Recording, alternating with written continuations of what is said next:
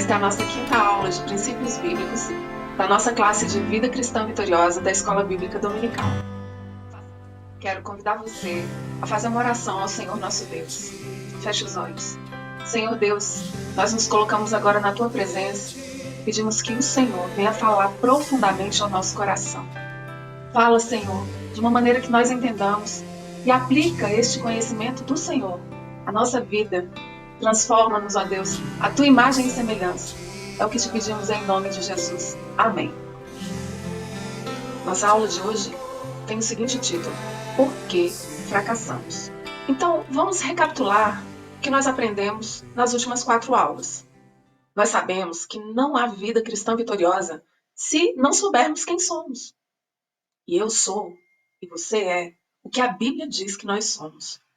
Nós, cristãos, consideramos a Bíblia a palavra que sai da boca de Deus. Ela é a nossa única regra de fé e conduta. Nós também aprendemos que nós somos o templo do Deus vivente. Nós aprendemos que Deus não habita em templos construídos pela mão de homens. Ora, não sabeis vós que sois o templo de Deus e que o Espírito de Deus habita em vós? Se alguém destruir o templo de Deus, Deus o destruirá, porque o templo de Deus que sois vós é santo. Então, nós somos o templo do Deus vivo. A Bíblia também nos ensina que nós somos subdivididos em 3 partes, exatamente como o templo, como o tabernáculo original.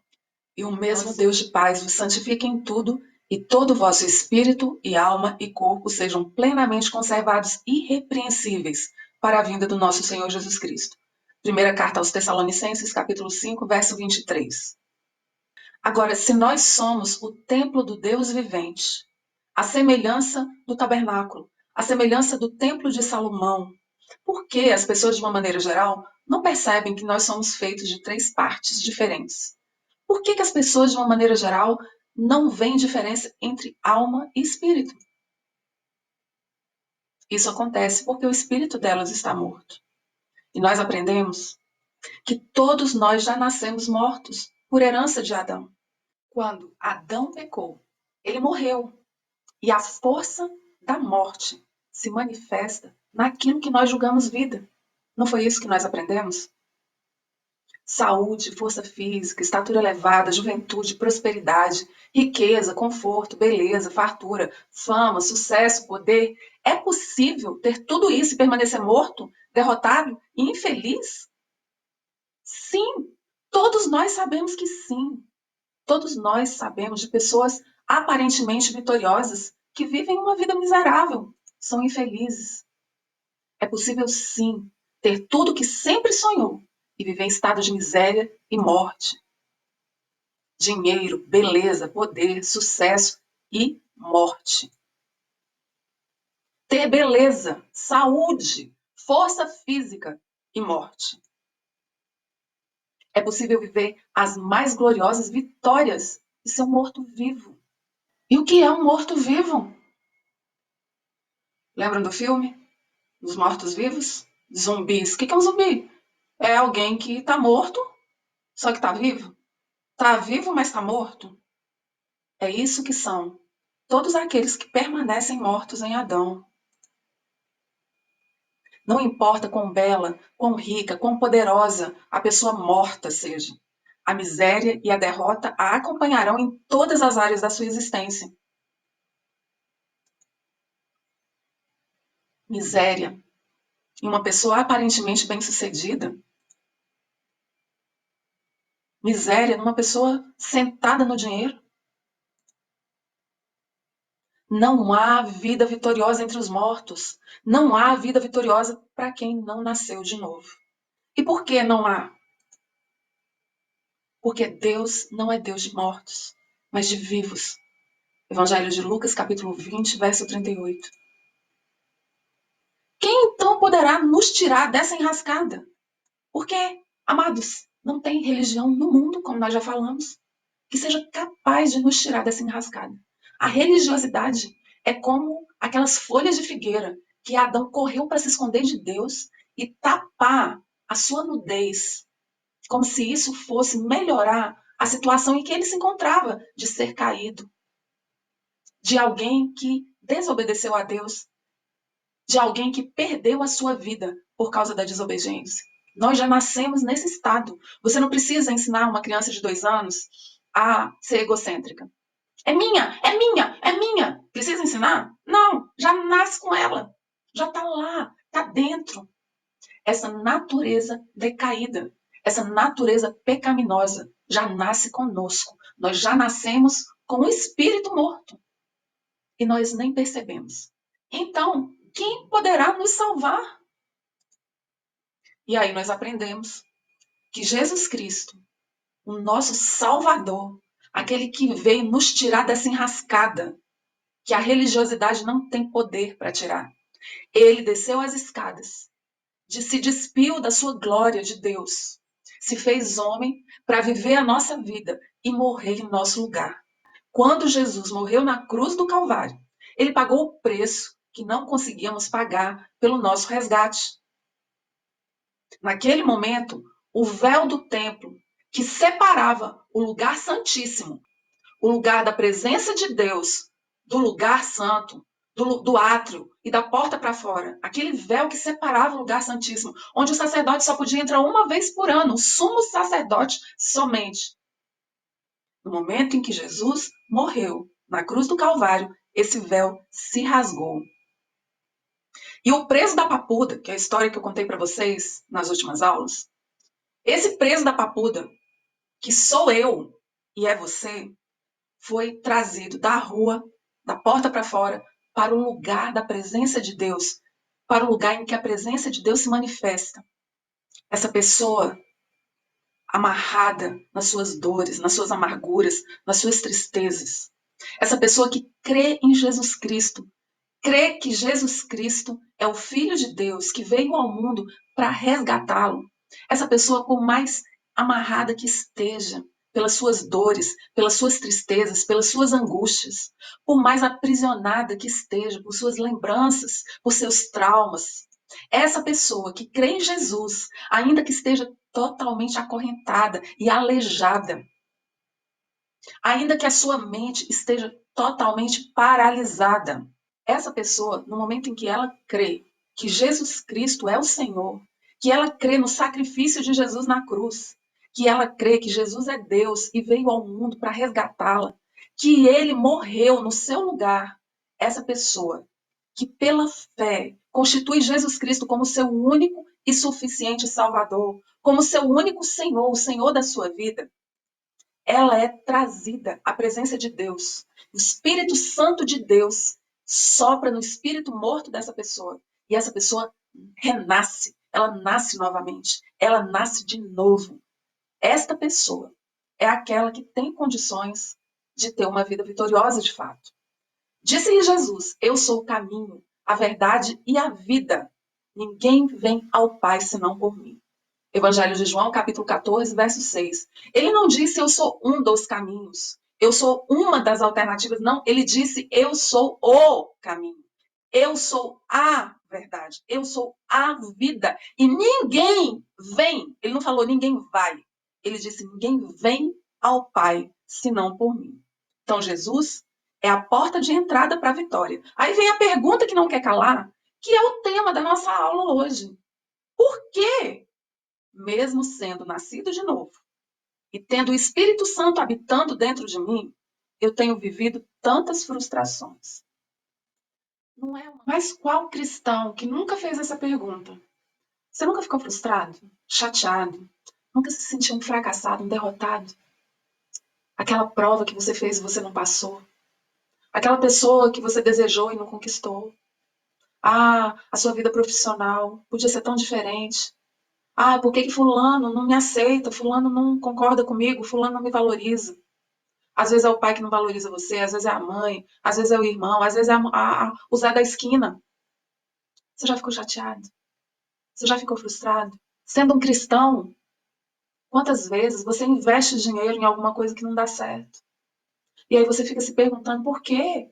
Por que que os outros, todo mundo tem vitória e eu não estou tendo? Por que que todo mundo consegue e eu não estou conseguindo? Todo mundo já fez essa pergunta, todo cristão já passou por momentos de intensa tristeza. A ansiedade tomou conta das pessoas, mas não é só das pessoas que estão lá longe, não, são das que estão perto. E quantas delas dizem que creem em Jesus e que já aceitaram Jesus como seu Salvador? A ansiedade tem tomado conta das nossas vidas. A depressão é o mal do século. Os cristãos também são açoitados por grave angústia, por momentos de tristeza profunda, de um senso de incapacidade, uma desmotivação muito grande. Quantos de nós têm tido crise de pânico? Não é verdade? O cristão passa por muitas lutas, não é? E a gente não se sente vitorioso quando a gente está no meio dessas lutas. E a gente não se sente triunfante no meio da batalha, da árdua batalha. E aí você se sente um fracassado e se pergunta por quê. E não entende por quê. Que você se sente assim até quando você consegue o que você quer. Você conhece alguém que já conseguiu exatamente aquilo que tanto sonhou e em seguida fala, puxa vida. É como aquela pessoa que vai comer aquele doce que está na vitrine. Nossa, você olha na vitrine, está maravilhoso, e aí você faz de tudo para conseguir comprar aquele doce. Aí você dá a primeira dentada no doce e ele não é exatamente aquilo que você sonhou. Os cristãos passam por isso? Sim, eles passam por isso. E aí você acaba se perguntando, que diferença tem então? Que faz diferença você servir a Cristo? Faz diferença você ser nascido de novo? Se os seus sonhos não se realizam, se os seus anseios não são contemplados, se você vive de frustração em frustração? Só uma pergunta. Como? Como, me diz, presta atenção, que esse carro conseguiu entrar aí? Por onde que ele conseguiu entrar aí? Mas quantas vezes eu e você conseguimos nos meter numa enrascada, a gente não consegue entender, fazer ligação entre causa e efeito.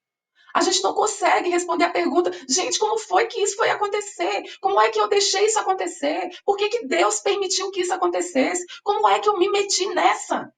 Eu, sinceramente, olhando para esse carro aí, não sei como é que ele se meteu nessa.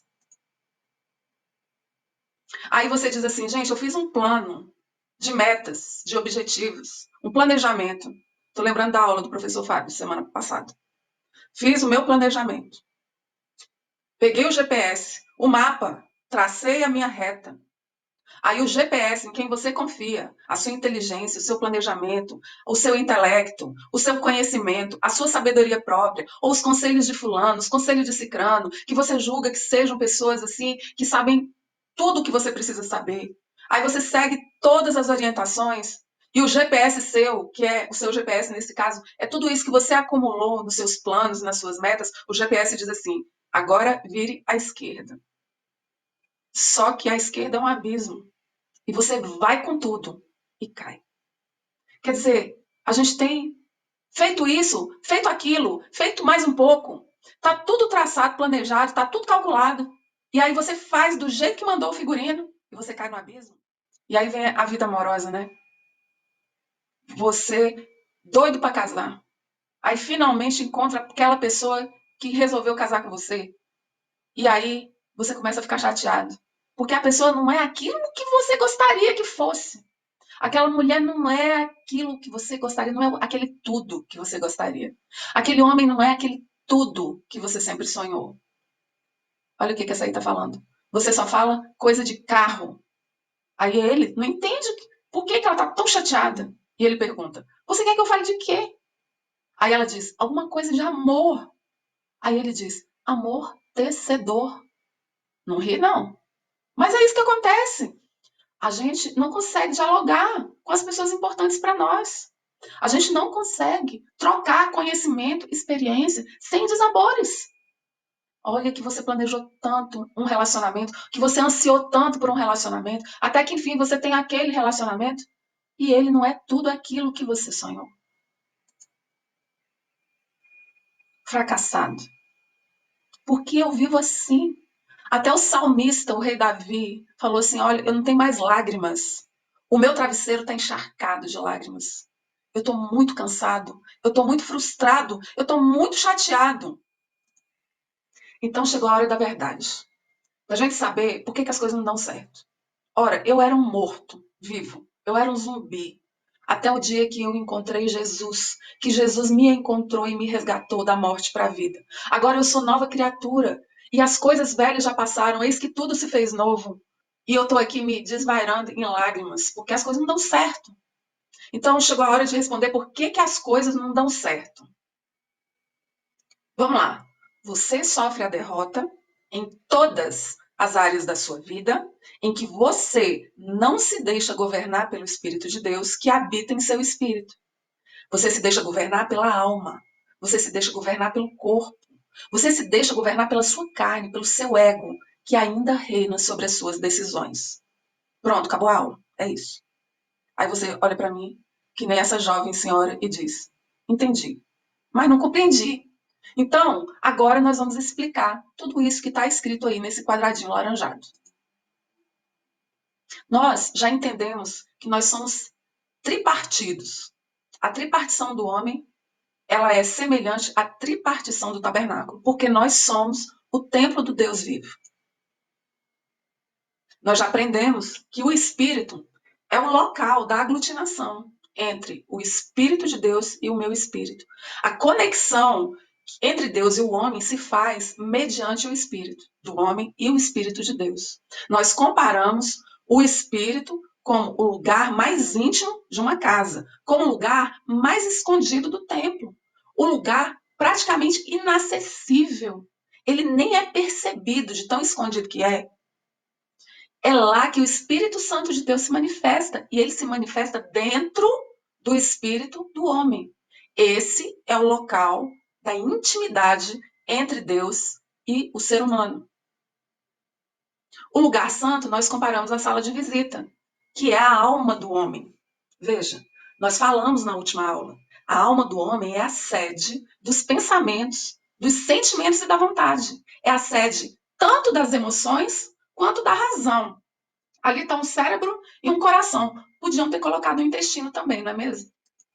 O átrio seria o corpo físico do homem, que é a parte exterior, que é comparada à varanda ou quintal de uma casa. É a parte visível para quem está do lado de fora. As pessoas que estão do lado de fora, a primeira coisa que se vê é o corpo físico da outra pessoa, não é verdade? É aquilo que é visível, que é palpável. Então, até aqui nós já entendemos, né?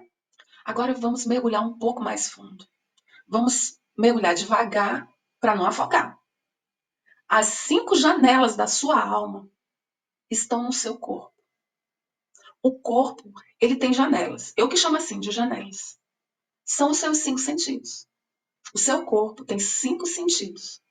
É a visão, a audição, o olfato, o paladar e o tato, certo? Esses são os 5 sentidos, que são janelinhas. O corpo abre as janelinhas do seu ser e, por meio desses 5 sentidos, é que se tem acesso à alma da pessoa. Vamos aprender isso melhor? A candeia do corpo são os olhos. De sorte que, se os teus olhos forem bons, todo o teu corpo terá luz. Mateus capítulo 6, verso 22. Vê, pois, que a luz que há em ti não sejam trevas. Se, pois, todo o teu corpo é luminoso, não tendo em trevas parte alguma, todo será luminoso. Como quando a candeia te ilumina com seu resplendor. Lucas capítulo 11, verso 35 e 36. Veja bem, os seus olhos são a candeia do seu corpo. Os seus olhos são a lâmpada do seu corpo. Os seus olhos são as janelas por onde entra a luz para sua alma. Se você coloca os seus olhos sobre algo que ilumina a sua alma, todo o seu corpo vai ser luminoso. Mas se você coloca os olhos sobre algo que vai trazer escuridão, se a luz que você deixa entrar pelos seus olhos, a escuridão, quão grandes trevas serão. Os seus olhos são um portal do seu corpo. Pelos seus olhos entra luz, que essa luz não sejam trevas. Porque se aquilo sobre o que você coloca seus olhos forem trevas, você está ferrado. Você está lascado. Os olhos são a janela da alma. Dependendo do que você olha, você pensa, você sente, você quer. Tudo que entra pelos olhos vai manipular o seu corpo e os seus pensamentos, seus sentimentos e suas vontades. Pensamentos, sentimentos e vontades estão dentro da região da alma. Uma janelinha por onde entra informação de luz ou de trevas. Porque se essa luz que está entrando for em trevas, você está ferrado. Vai dar errado. você vai prejudicar o seu corpo e vai prejudicar a sua alma. E eu te pergunto, sobre o que você está colocando os seus olhos? Sobre o que você está colocando seus olhos e alimentando a sua alma e o seu corpo? Sobre o que você está colocando seus olhos e os seus pensamentos estão trabalhando em cima do que você viu. Os seus sentimentos estão em ebulição em torno do que você viu. As suas vontades giram em torno do que você viu. Veja, os seus olhos, o que entra pelos seus olhos, manipula todo o seu corpo e toda a sua alma. Sobre o que você tem colocado seus olhos. Não, irmã Guilherme, não tem nada a ver. Tem nada a ver esse filme, tem nada a ver. Você assiste a um filme extremamente violento. Estudos científicos já comprovaram que o seu cérebro, ele não diferencia o que é ficção do que é realidade. Então, todos aqueles impulsos que você é levado a ter, impulsos emocionais diante daquilo que você está vendo, seu cérebro está soltando um monte de substância no seu corpo. Aí você assiste, por exemplo, um filme pornográfico. Você vê cenas pornográficas. Você lê uma revista, vê uma revista pornográfica. Você assiste a um vídeo pornográfico. Aquilo ali vai manipular o seu corpo. Porque primeiro vai manipular a sua mente e o seu coração. Os seus pensamentos, os seus sentimentos e as suas vontades vão girar em torno do que você viu. E o seu corpo vai responder a esse estímulo. Sobre o que você tem colocado seus olhos. O Senhor Jesus diz que se você olhar para alguma mulher com pensamento impuro, você olhar, você pensa, você já cometeu impureza com essa mulher, mesmo sem ter tocado nela. Todo o seu corpo e toda a sua alma respondeu impuramente aquilo que você olhou, você já consumou o ato dentro de você. Muitas vezes as pessoas só não fazem coisas porque têm medo de ser descobertas, mas dentro delas elas já consumaram atos ilícitos. Sobre o que você tem colocado seus olhos? É uma pergunta que eu deixo para você. O que controla a sua vida? Você trabalha com o quê? Ai, com fome. Eu trabalho com fome. Olha, a boca é outra janelinha. Não só para o corpo, mas para a alma. E não diz respeito só ao que a gente come. Realmente, a gente tem que se preocupar com o que come, né? É tanta obesidade e tanta fome, né? A gente tem que se preocupar com o que entra pela nossa boca. Tem muita gente preocupada com o que entra pela boca. É um tal de sem glúten, sem lactose, né? Agora nem integral não serve mais, porque integral também tem lactose. O conhecimento daquilo que faz mal vai delimitando o que a gente come, o que a gente deixa de comer. E eu vejo as pessoas preocupadas com o que estão comendo. Eu também sou preocupada. Estamos juntos. Né? Eu tenho escolhido bem melhor o que entra pela minha boca. Mas eu vejo tanta gente preocupada com o que come, mas não vejo gente preocupada com o que fala. É impressionante. As pessoas querem viver mais. E assim, elas deixam de comer certas coisas e passam a comer outras. E tudo gira em torno do que se come. Né? Mas ninguém está preocupado com o que fala. Impressionante. Tudo que vem à mente a gente fala. A gente viu, a gente pensou, a gente sentiu, a gente quer, a gente fala. Pensou, falou, pensou, falou, pensou, falou. Mas o que é mesmo que a palavra de Deus diz a esse respeito? O que você tem falado? O que contamina a pessoa não é o que entra pela boca, mas o que sai da boca. Isso sim contamina a pessoa. Mateus capítulo 15, verso 11. Digo a vocês que, no dia do juízo, as pessoas darão conta de toda palavra inútil que houverem proferido, porque pelas suas palavras você será justificado, e pelas suas palavras você será condenado. Mateus capítulo 12, verso 36 e 37. Porque quem quer amar a vida e ver os dias bons, refreia a sua língua do mal e os seus lábios de falarem engano. Primeira carta de Pedro, capítulo 3, verso 10. 6 coisas o Senhor Deus odeia. E uma sétima, a sua alma detesta. Olhos cheios de orgulho, língua mentirosa, mãos que derramam sangue inocente, coração que faz planos perversos, pés que se apressam a fazer o mal, testemunha falsa que profere mentiras e o que semeia discórdia entre irmãos. Amados, muita gente se preocupando com o que come, pouca gente se preocupando com o que fala. A boca é uma janela para o corpo e para a alma. O que você fala traz saúde para os seus ossos ou apodrece os seus ossos. Você come o que você fala. Você come o que você fala. Você come o que você fala. Você depende muito mais do que você fala do que você come. Olha o que a palavra de Deus diz. das coisas que Deus detesta, olha só, parte significativa diz respeito ao que se fala. Esse último versículo, 6 coisas o Senhor odeia. A sétima, ele detesta. Então, ele odeia 6 coisas. Gente metida besta, olhos cheios de orgulho, língua mentirosa, mãos que derramam sangue inocente. Das 6 coisas que o Senhor detesta, parte significativa diz respeito ao que se fala. Mas veja, tudo que ele detesta diz respeito a essas janelinhas para a nossa alma. Olhos cheios de orgulho, língua mentirosa, mãos que derramam sangue inocente, coração que faz planos perversos, pés que se apressam a correr para o mal, testemunha falsa que fala mentira e o que semeia discórdia entre irmãos. Você vê que coisa horrível. As pessoas que falam mal umas das outras, elas são detestáveis diante de Deus. As pessoas que falam mal umas das outras, elas conseguem ser mais detestáveis do que uma pessoa que derrama sangue inocente. Para você ver a gravidade que é você falar mal. Ah, mas é o seguinte, eu estou falando a verdade, eu posso falar. Se você for uma pessoa maldizente, você vai ficar de fora. De fora ficarão os adúlteros, os feiticeiros, os idólatras, blá blá blá blá blá blá blá blá, e os maldizentes, ou seja, aqueles que falam mal.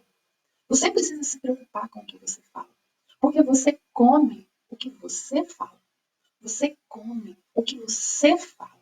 A sua boca é uma janela. E, na realidade, o que alimenta a sua alma é o que você fala. O que você fala pode trazer saúde para os seus ossos ou pode apodrecer os seus ossos. Tome cuidado com o que circunda essa região.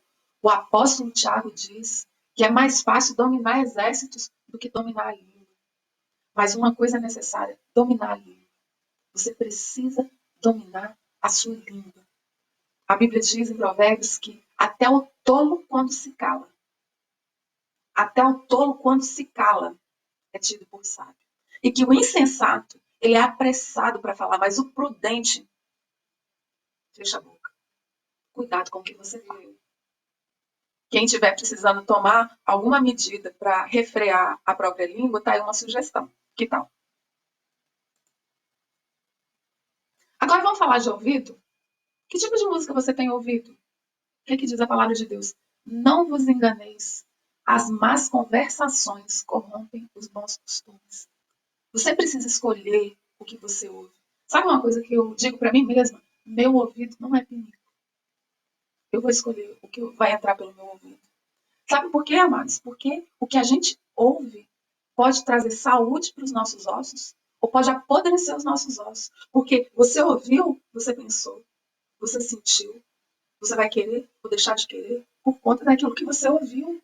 As mulheres, principalmente, elas agem e reagem muito em função daquilo que elas ouvem. Os homens sábios escolhem bem as palavras para se dirigir a uma mulher, porque ela dá muito valor no que ouve. Agora, tudo que você ouve é janela para o seu corpo e para a sua alma. Você precisa escolher o que você vai ouvir. Por exemplo, as músicas. Esse pessoal aí da física quântica, muito se fala em física quântica, ultimamente tem aquele pessoal que fala muito em quântico e a gente vê o povo falando em quântico e a maior parte de nós não sabe nem o que é isso. Vocês já assistiram aqueles filmes? Eu tenho meninos e a gente assiste filme de homem, né? Eu assisto muito filme de homem. Tem quase 20 anos que eu tô assistindo só filme de homem, sabe? E aí, eu não sei se é filme da Marvel, sei lá de que é, que fala sobre essa questão quântica. Porque esse negócio de quântico é vibração. Esse negócio de quântico é vibração. Então, eles dizem que, na realidade, a matéria não existe, porque é vibração. Um elétron, um próton, sei lá o quê. Está sempre vibrando, vibrando, vibrando. E esse pessoal, nesses estudos todos, dizem, por exemplo, que música é vibração, som é vibração. Vai vibrando, vibrando, vibrando, até entrar aqui. E esse pessoal mais ligado nessas coisas fala assim, muito cuidado com o que você ouve. Muito cuidado com o que você ouve. Porque dependendo do que vibra e entra pelo seu ouvido, você absorve aquela energia e você ou se torna mais saudável ou se torna mais doente. Mas eu nem preciso conhecer física quântica para saber disso, porque a palavra de Deus diz isso. A palavra de Deus diz que o que eu ouço afeta o meu corpo e afeta a minha alma. A palavra de Deus diz que aquilo que eu uso afeta o meu comportamento, afeta os meus pensamentos, meus sentimentos e a minha vontade. Eu preciso escolher muito bem o que eu ando ouvindo. Eu preciso escolher muito bem o que eu ando falando e o que eu ando ouvindo. Eu preciso escolher muito bem o que eu estou vendo, porque tudo isso é janela para a minha alma, para os meus pensamentos, para os meus sentimentos, para as minhas vontades. As pessoas andam aí sem saber por que estão doentes, por que estão ansiosas. Nós estamos no meio de uma pandemia. Olha, gente, notícia ruim chega rápido. Eu não fico assistindo televisão. Eu não fico ouvindo notícia. A mídia está sob suspeita há muito tempo na minha vida. A mídia manipula de todas as maneiras. Eu ouço as pessoas que dizem que estão ouvindo o noticiário, elas estão ansiosas, elas estão angustiadas, porque o que elas estão ouvindo está imprimindo medo dentro delas. Você tem medo? Se você está sendo manipulado pelo medo, você precisa filtrar mais o que você ouve. Às vezes, eu tenho filhos e eles às vezes se desentendem, né? E um fala uma coisa para o outro. Para um eu repreendo, cuidado com o que você fala. Para o outro eu digo, se faça de surdo. Finge que não ouviu. Não deixe essas palavras entrarem pelo seu ouvido. Eu não aceito. Meu ouvido não é pinico. Meu ouvido não é pinico, eu não vou deixar entrar. Lembra daquela história do sapinho? Tinha uma competição lá de animais, aí tinha o leão, tinha a girafa, tinha, sei lá, mais quem, tinha o sapo. E aí tinha a plateia, claro, porque sempre tem que ter uma plateia. E aí foi dada a largada. E todo mundo gritando, esse sapo vai perder, esse sapo não tem chance, esse sapo nunca vai conseguir chegar lá, esse sapo, blá, blá, blá, blá, blá, blá, só depreciando o sapo. E o sapinho foi pulando, pulando, pulando, pulando. E sabe quem chegou primeiro? Foi o sapo. O sapo é quem chegou primeiro. E aí vieram os repórteres fazer uma entrevista com o sapo e perguntaram, rapaz, como é que você chegou em primeiro lugar com aquelas pessoas todas gritando, dizendo que você não ia conseguir? E assim, ali naquela entrevista, eles descobriram que o sapo era surdo. Foi por isso que ele venceu. Porque ele não deu ouvidos àquelas pessoas que não acreditaram no seu potencial. Deixa eu dizer uma coisa para você, escolha muito bem o que você ouve. Ouça a palavra de Deus. Ouça a palavra que sai da boca de Deus. Ouça pessoas que falem a palavra de Deus. E se tem alguém falando alguma coisa que não seja a palavra do Deus vivo a seu respeito, delete, ignore, finja que não ouviu, faça-se de surdo. Teu ouvido não é pinico, entendeu? Fui clara? Capite? E o que as tuas mãos têm apalpado? O que você tem tocado com as mãos? O tato também é uma janela, por onde entra luz ou entra trevas. Onde você tem colocado as suas mãos determina os reflexos da sua alma, do seu corpo. Avalie ainda o que tem entrado pelo seu nariz. O Espírito Santo vai trazer à sua mente, em nome de Jesus, tudo aquilo que os seus sentidos têm absorvido por decisão sua. Os seus 5 sentidos são janelas para a sua alma. Através desses sentidos, o seu corpo reage e a sua alma reage. Você precisa saber disso e refletir acerca disso, porque a partir deste conhecimento da palavra de Deus, você vai identificar melhor a razão, a causa de muitos dos seus fracassos. Amém. Nós, na próxima aula, vamos adentrar um pouco mais nas profundezas desse conhecimento. Nós vamos falar das portas da alma. Hoje nós falamos sobre as janelas. Nós vamos falar sobre as portas. Esse negócio de janela e porta foi eu que denominei assim, para melhor compreensão desses conceitos da palavra de Deus. Por essas janelinhas, muita coisa entra. E as portas, elas refletem os resultados dessas coisas que entram. Essas portas dizem respeito aos pensamentos, aos sentimentos e à vontade. Diz respeito às emoções e à razão. Tudo isso está na região da alma. E quando nós compreendemos, a partir da palavra de Deus, iluminados pelo Espírito Santo, como é que a gente funciona, a gente vai entender muitas coisas que não temos entendido. A gente vai correlacionar causa e efeito. A gente vai compreender por que tantas coisas não dão certo. Por que com a gente aconteceu daquele jeito. Olha, tem coisas que estão fora do nosso controle. Mas muitas delas estão debaixo das nossas decisões. Que nós possamos aprender com o Senhor a tomar decisões sábias. Amém? A ter domínio sobre a nossa alma, ter domínio sobre o nosso corpo, a partir do Espírito de Deus.